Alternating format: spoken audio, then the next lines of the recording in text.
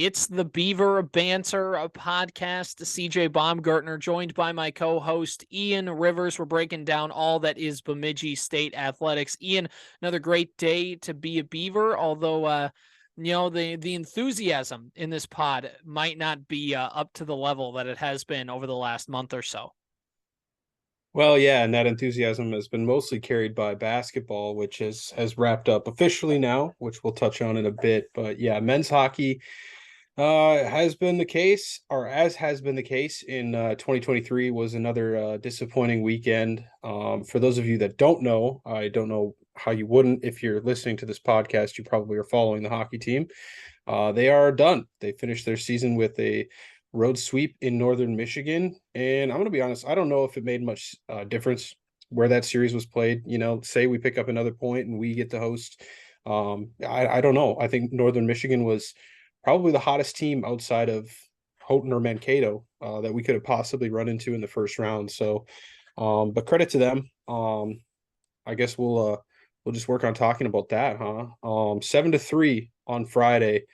Pretty ugly, pretty ugly. It really didn't get that bad until the third period. It was 3-2 headed into the third. Ross Armour scored about 6 minutes in to tie the game up, and then pretty quick succession. A couple minutes after that, Joey Larson and Mikey Coella scored 2 goals within a minute or so, and it was a 2-goal game. And then Andre Gontus and Michael Van Uden iced the game there. And then Saturday night was an overtime loss in game 2, and it only took about a minute into the overtime period to drop that one. It just didn't feel like there was enough. You know, you never really felt like the Beavers were. You didn't feel like they were in a bad spot, but you never really felt like they were on the front foot. Kind of felt like Northern Michigan controlled the play all weekend. Bemidji was just kind of skating around with them. I didn't think Saturday we played. I mean, obviously you only lost by 1 goal in overtime compared to 4 goals. But I didn't think we played all that bad on Saturday.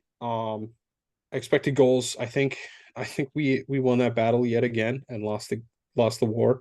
But you know what? That's hockey. That's sports. I think that's what you said on Twitter was that's just how it goes sometimes. You're just not It going to get really the do be goals. like that sometimes. Yeah, yeah, honestly. And you know, it's been the story of the season for the Beavers. I can't lie to you, man. I mean, there's definitely been worse seasons to watch the Beavers since 2015, in terms of win-loss totals and just overall competitiveness. But I think this is one of the more disappointing seasons that I've had to sit through, at least the second half, you know, because like we've talked about the last couple of weeks, just the start that you had and being in the position that you were on the turn of the new year in first place, tied with Michigan Tech with games in hand, Winning with the a two sweep. potentially toughest games of the season against Mankato in the road. That's every single year. Those are your two of your toughest games. Exactly. Getting a sweep in Mankato, winning the series in Houghton, taking 5 points from that series, winning a game against St. Cloud State, you know, like there was so much to be happy about. And, you know, we had our ups and downs in the first half of the year for sure, but those 3 weekends especially gave you reason to be excited. And then you come out and you don't win a game until January 20th. And you know, all the goals given up in the last 2 minutes of the game. Like we talked about 9 instances where that happened this season. That's just disappointing. You know, it's just kind of the way that it unfolded for the Beavers was disappointing. And, you know, there's so much that goes into it. And I do think that the injuries, like we talked about with Lucas, the injuries do play a big part in that, man. I mean, there's not a time from like the new year to right now that we didn't have a major offensive injury, whether it was Ross Armour to start the new year, and then that turned into Adam Flamang for a couple of weeks, and then all of a sudden Eric Martin goes down for the season, and you know we get to St. Thomas and we're skating basically 10 and a half forwards the whole weekend, and then even this weekend, oh man, the officiating on Friday night. Don't even Well, get me started. I was gonna say, Um, like, I don't want to blame officiating, and well, I listened to it on the yeah. radio, but it just listening to Schultze's call on that one was just not just they're just confused on what was going on the ice, and you don't want to blame Yeah. a game on the officials. And don't get me wrong, like Bemidji State lost that game all on their own, but it just felt like that controversial call, and maybe you can explain it for the folks at home in a second, Ian. But just that controversial call, I feel like wasn't the right. It wasn't what lost them the game, but it definitely is one of those, like, just took the wind out of their sails. And for a team that already didn't have a ton of momentum, it killed it. And they didn't really have a response for that adversity. Yeah, well, the game was tied at 2-2. There had not been a goal in the second period yet at that point, and the Beavers get a 2-minute penalty, and you're thinking, wow, this should probably get overturned. I mean, Mitch Martin was crawling back to the bench. I'm like, dude, the extra skater is not worth it. Please let them touch the puck. This guy's gonna die out there. Like, he was desperate to get back to the bench. And they go and they look at the replay even, and they don't rule it a 5. And then within another minute, there's a phantom interference call on Elias Rosen, I believe it was, where basically Rosen was trying to hold the blue line and the NMU player skates into him. And apparently it's Rosen's fault because he's just trying not to cross the blue line and become offsides. I think that's basically we have to chalk it up to, and they called that. So it's a 4-on-4 and it's an offensive zone faceoff for NMU. They win the faceoff because, we're abysmal at that, and they score a goal right off of the faceoff, and it's 3-2. And so that could have turned a major penalty for the Beavers into, and so, yeah, like you said, you don't want to blame the refs, and, you can't blame the officials for everything, but you can't tell me that isn't a huge, like, game altering sequence of events, turning a 5-minute major into a 4-on-4 with an offensive zone draw for NMU, one of the best offensive teams in the league when they're hot, like they have been the last 3 weeks now. So, I mean, that's disappointing. And like I said, there was an instance in the first period, I believe, where I think it was Adam Fleming got like just knocked off of nothing, because like if he got knocked off the puck, then it's a legal hit, right? Because he's on the puck, but he wasn't on the puck. He just got knocked out of the play. There was no interference call. So that's definitely frustrating. But like you said, you can't blame the refs for everything. There was definitely opportunities to get back into that game, and the Beavers just didn't end up capitalizing on them entirely. I do have to speak my mind about the Beaver Radio Network, man, because I get frustrated because I feel like sometimes they forget that they're radio, and like some of these goal calls. I remember because I left for the Fargo Moorhead area after the second period because I'm like, dang, if I watch the third period here, I might not get up there until midnight, and I don't want to get up there that late. So I left. I listened to the third period in the car, and that Armor goal, like, they didn't say anything. Like, they just said like, oh, an Armor, and then it's like, Armor what? Did he spearhead through the glass? Did he like throw his stick into an opposing player's neck? Like, and then all of a sudden it's like, and it's tied 3-3. Like, oh, that would have been great to know 20 seconds ago. And they did the same thing when I was on my way up to watch the soccer and football games this fall. I was listening to the penalty kick shootout on the radio on the way up. And I'm like, did we score or did we not? Like, this is radio. You need to speak to me. I can't see what's going on. Oh man, and they did it again on Saturday because I was driving home from the volleyball tournament, and so I of course turned off the video feed on my phone, turned on the radio, and I'm like, I can't remember who scored that goal, but whoever scored the lone goal for us on Saturday, I'm like, oh, okay, I guess we scored. But anyways, season's over, so that's behind us. Just had to let that out because I'm like in my car going, what just happened? Please. um but yeah, I mean, season's over.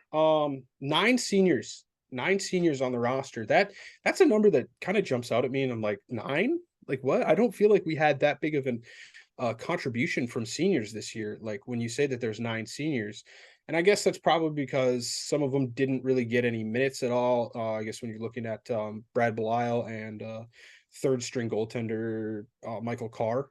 Those are 2 guys who didn't see the ice much, if at all. I don't believe Carr saw one single game this year. And so 3 of them for sure we knew weren't coming back. And that would be the 5th-year guys of Caden Pickering, Mitchell Martin, and then Ross Armour. Sorry, the 2 transfers, and then Armour, who came back already. And then there's guys that you just kind of expected, like Brad Belisle and, like we talked about, Michael Carr. Those are 2 guys that if they did want to seek a 5th year, I would kind of expect it to be elsewhere. They probably wouldn't be gaining any more play time. There's not that many guys leaving at the positions that they play that you would think that they're going to jump up enough. So if they are going to come back, it probably won't be with BSU. And then we have guys like the defenders, Kyle Loft, Elias Rosen, and Wills Molick, we know, is not coming back for sure. He just signed a pro contract. Good for him. With Congrats to the him. Beavs in Philadelphia the Flyers. pros. Yeah. Caden Pickering as well. I'll give him his credit. He signed with the Iowa Heartlanders, which is the ECHL affiliate of the Minnesota Wild. And that's it for now. I assume there might be more. If Rosen doesn't come back, I expect him to get a pro contract somewhere. I'm not sure where that will be. And anybody who's listening, forgive me if I'm wrong, but I'm not entirely sure how it works. But Smolik is the first since White Cloud to sign a contract with the NHL team. Right? I was because he's just going going to say that. It's an entry level. Yeah. Yeah, he's going to play in Lehigh Valley for the AHL team. That's where he's going to start. But that's exactly what White Cloud did too. I think that because Sillinger plays for the Cleveland Monsters, which is the Columbus Blue Jackets AHL affiliate. But I think that he just signed with Cleveland, which maybe is technically the same thing as signing for Columbus as well. But I'm not entirely sure how that works. So somebody will have to correct me on that if I'm wrong. Hockey's like the wild, wild west with some of that stuff. Yeah. So I think Smolik is the first player since White Cloud to do that. And again, if somebody wants to reach out to me on Twitter and tell me, hey, moron, that's not how this works. Sillinger, and because Jerry Fitzgerald signed with the Iowa Wild, but that was probably around the same time that White Cloud went as well. Yeah. So that sounds about right. It's been a while since we've had anybody go NHL level. Hopefully, yeah. What the heck? We are still in college. It's been a while. Yeah, hopefully Will can realize that dream, and even if it's a White Cloud, like I think Zach played most of his first full year in Chicago in the AHL, and then finally took the leap. He got up for like the playoffs or something like that, I think. But yeah, he spent like a couple times, got acclimated, and then as soon as he was ready, they pulled him right up. Exactly. So hopefully that can be the same thing for Will. And of course Owen as well. Hopefully get some time in Columbus. But yeah, so we'll see. There's going to be news that's breaking. The season's over, but there's still going to be stuff that is flying around. I doubt the roster will look anything like this next season. There'll probably be some guys that transfer out. It might not be key guys. It might be some bench depth players. We don't know. Maybe nobody does. That would be a little bit unexpected, especially with the whole fifth year kind of thing still looming around. Players are going to be moving around, so we don't know who it'll be. We don't know, if we get anybody in on the transfer portal, we'll let you know. But yeah, it's really all I've got for hockey. I mean, we kind of have just the whole season been beating it on the head, and that's kind of I think there's an interesting discussion that we can have with hockey. And I think we've already touched on it. Like you said, we've touched on hockey. We've covered them thoroughly throughout the season. But I think, early in January, we started to put the disappointment on the team itself. And then the later we get, and obviously the more injuries that stacked up, we kind of have started to say, well, the injuries did him in. And so I think I'm leaning more towards the camp of the injuries did him in more than anything. But let's not pretend the Bemidji State was also kind of up and down before that point anyways. And we talked about an inexperienced team and a team that didn't quite get their mesh point yet, and maybe injuries prevented them from hitting said mesh point through the season. So I guess, Ian, what's your diagnosis or your prognosis or whatever the right word is? Do you chalk this season and the disappointment of it up more to injuries, or do you chalk it up more to just poor play? I think I would lean honestly a little bit more towards poor play. Injuries definitely did have a factor in there, but I would probably go 60-40 or 65-35 towards poor play, because we're talking about how different this season could have gone. And like I said, if we can avoid Northern Michigan, we were only 2 points back from Bowling Green. We gave up a couple of those late goals against Ferris State and against Lake Superior State in the second half of the season, even with those injuries, being out there. If we could find a way to pick up a couple more points this season, maybe we're the 3 seed, maybe we get a home series, and maybe we have to play Ferris State, who, was not, they won their series against Bowling Green this weekend, but Bowling Green has not been hot as of late either. So if we can get an opponent that's not red hot, maybe even we just win 3, we could still be playing right now. And you're looking at this season totally differently, finishing in third place in the regular season, not dropping out of that home ice spot. There's so much that could have gone better, just in terms of a couple of goals here and there getting let in too late in the game. But we talked about it. Injuries do have a big part to play in that, because it's so hard when you have so little of these guys that have been around and played together, at least meaningful minutes. And then you bring in transfers and you bring in a lot of these freshmen and sophomore forwards that haven't gotten a bunch of minutes. And then you're finally starting to mesh together. And then you got a long break in the winter and you come back and the injuries start hitting you. And so finally, as you're starting to get a rhythm, the injury bug comes up, and that makes it so hard because you're changing lines every other night, trying to make stuff work.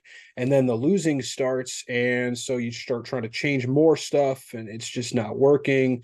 And so you keep changing it. And it was just a comedy of, bad luck combined with a little bit of poor play. And it's weird because we didn't even play that bad in some of these games. We talked about it, that Michigan Tech series, how even though we lost 0-2 on Friday night, it was just a matter of Blake Piettel is one of the best goaltenders in the country, and so we couldn't get anything past him.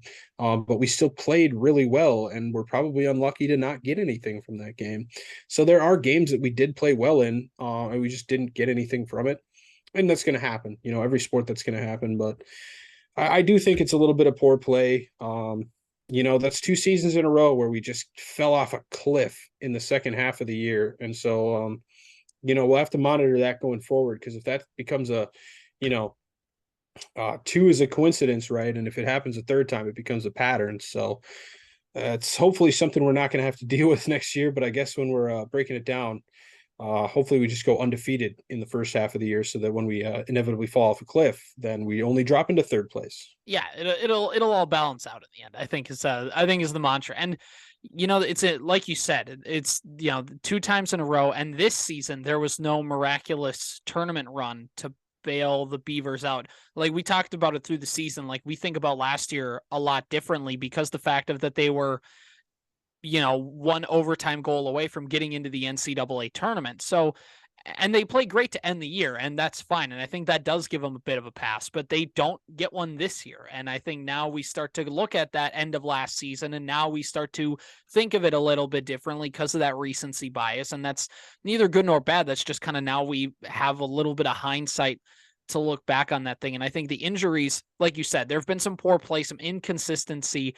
And that's just part of having a team where I know the transfer portal can help you get veterans, but those veterans still need to be able to play together as a team. And Bemidji State's not Minnesota. They're not going to get the same transfers that the Gophers would get. And you're just going to have to work with that talent level being a little bit down and then also having to get them to play together. It's not college basketball where you get a transfer in and they just play incredibly well right away and they just pick it up without a hitch. So that's also something that impacted them. And the fact of the injuries just compounded that because it gave them no room for error because they didn't have as much talent as they did throughout the season. So yeah, and we'll talk more about what the Beavers can do, what they need to try, any transfer portal nonsense that will happen. We'll kind of keep an eye on that. But I think ultimately it's just kind of a downer. It's like how I felt about the Minnesota Twins after last season. Like, I'm not mad.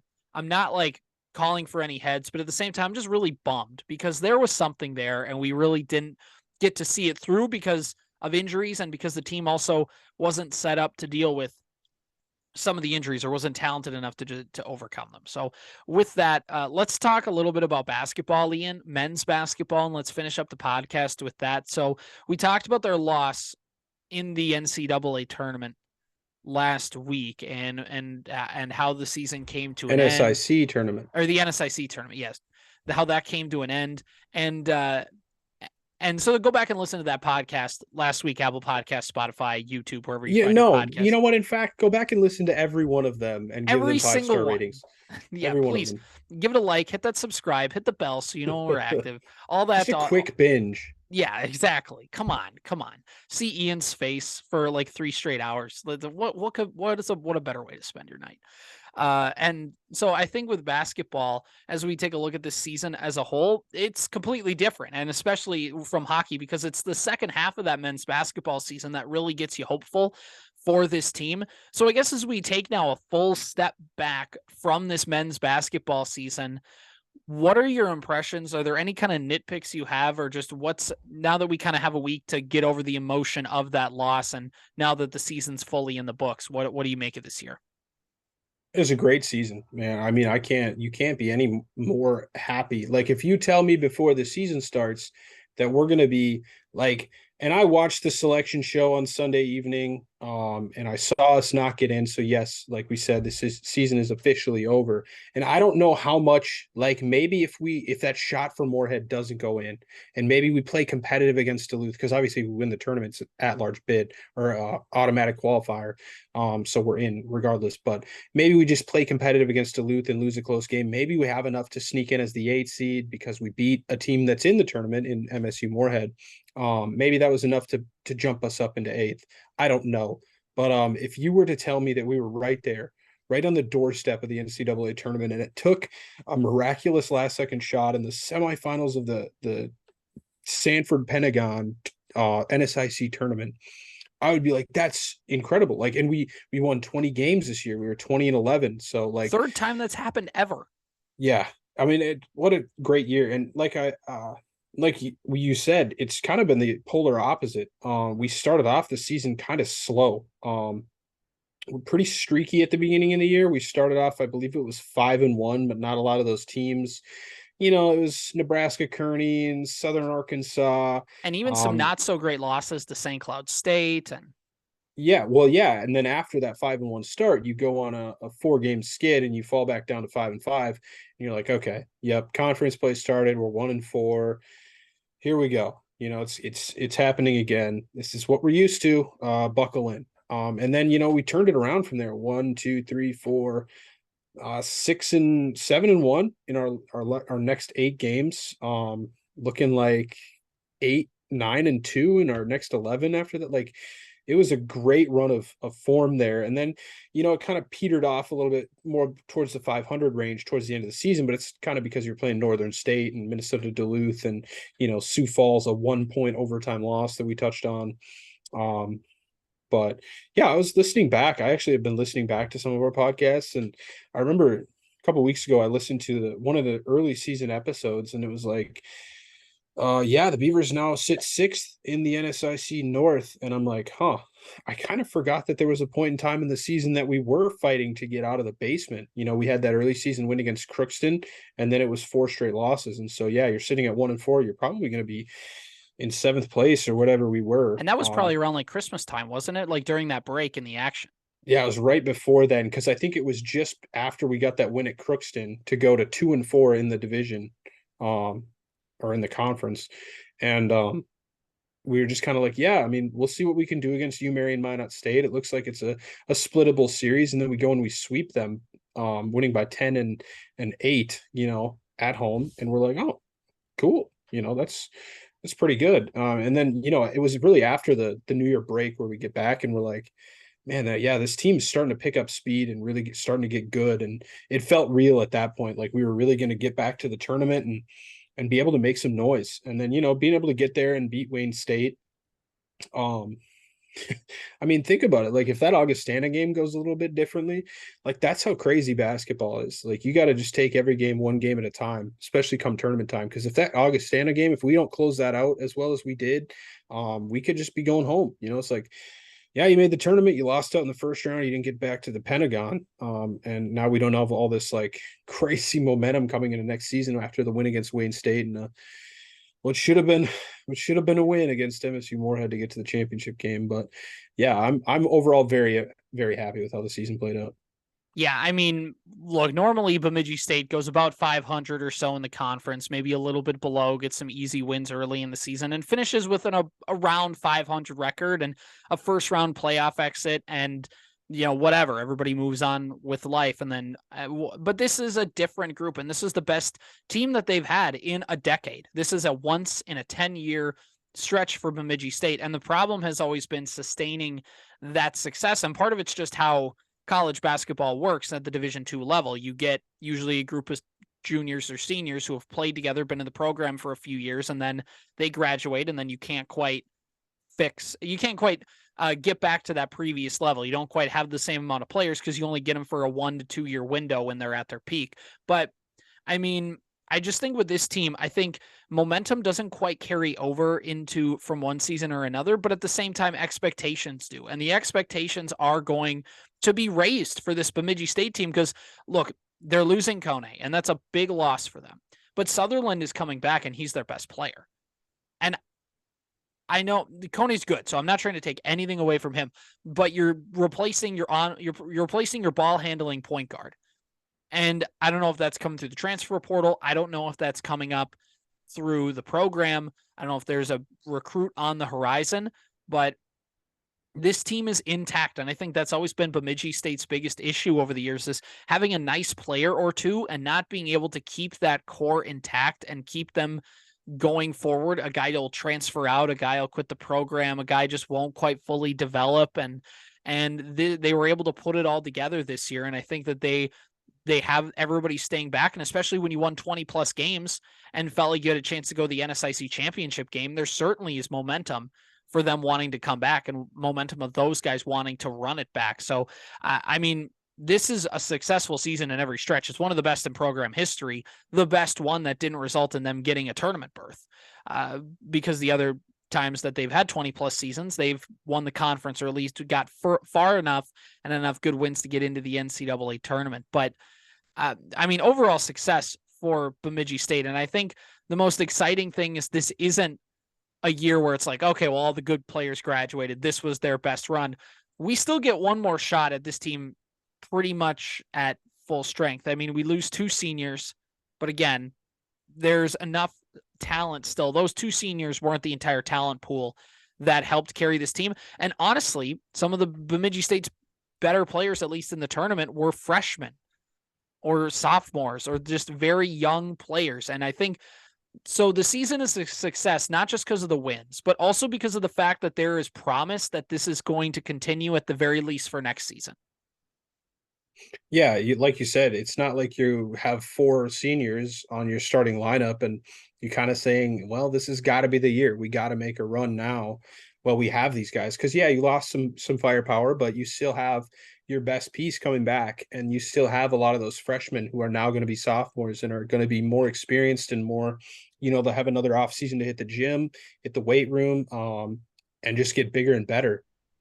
And then yeah, like you said, make another run at it, have another successful season, because recruits might look at it and be like, yeah, one season, it's a one-off. It's one-off. It's typical Bemidji State. They have a run every 6-7 years and they look pretty good, and it'll go back to normal. And then if you have that next one, then you get people catching on, and then by that time hopefully you have a good enough foundation in place where you can at least be consistent in the middle of the pack in the conference, instead of your off years are now, like I said, your off years are now the middle of the conference rather than your off years being, well, we're 7-22 coming down to the end of the year here.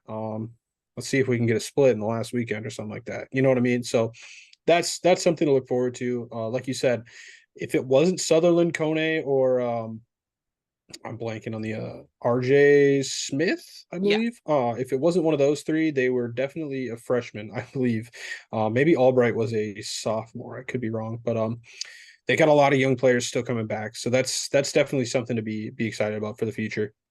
There's just a whole bunch of excitement with this program, and that's going to be the fun part, is seeing who are the guys that didn't play that develop up, who's coming into this program, and kind of what does Bemidji State have on the horizon. So it should be really, really fun to get to see this team develop and get to see them do that again. Ian, last question for you on basketball, and then we'll move on to hit up some other spring sports here that have just started over the last week. But what's one area of the men's basketball team that you kind of look at them and you say, the more I think about it, like, if they improve from this area of the game, I think that they'll take a step up?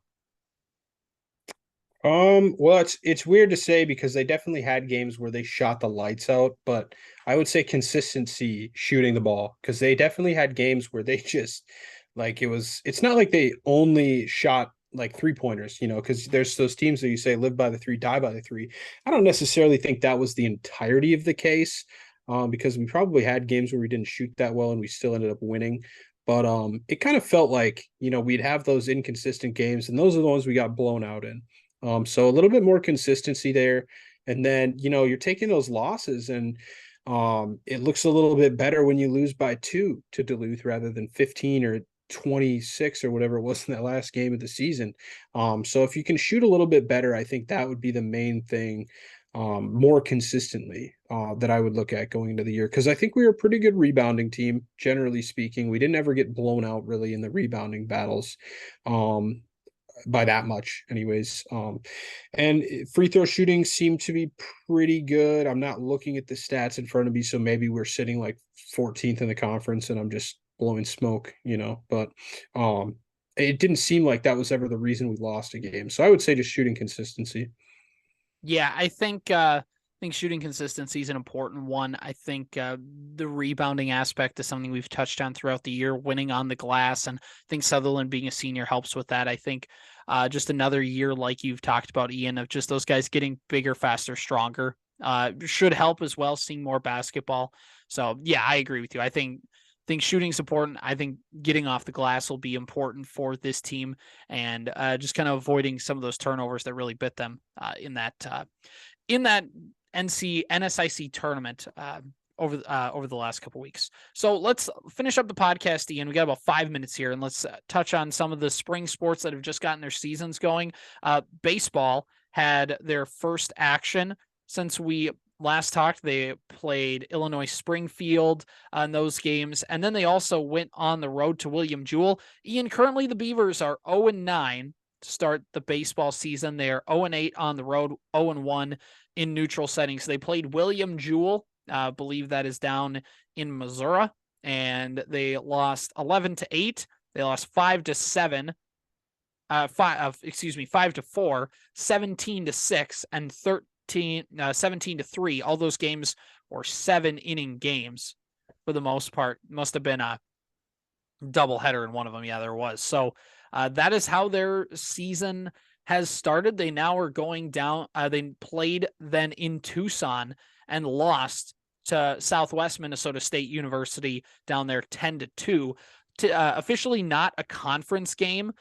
So it's just a regular season game in terms of conference standings, but they now have had some games today against Dakota Wesleyan, a doubleheader right now, and then tomorrow they'll play Walsh of Ohio. They have Malone and Dickinson State.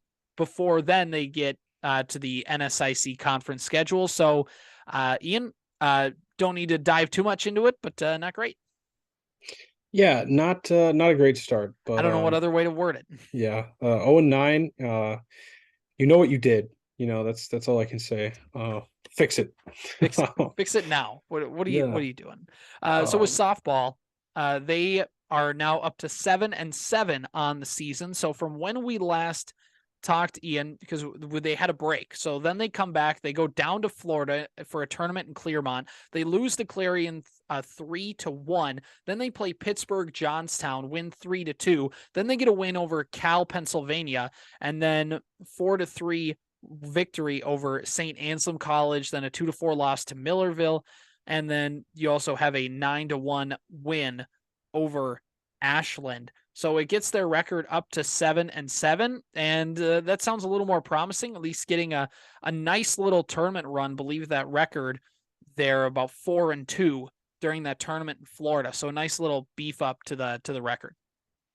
Yeah, it seems like it's been a pretty good Florida trip so far, and hopefully they can continue that. There's like 4 more games left for them in Florida until they go to Missouri. That'll be around the holidays, St. Patrick's Day, and then the holiday of my birthday on the 19th. So Gonna have to take on Central Missouri for the good of the softball, or for the good of the women's soccer team.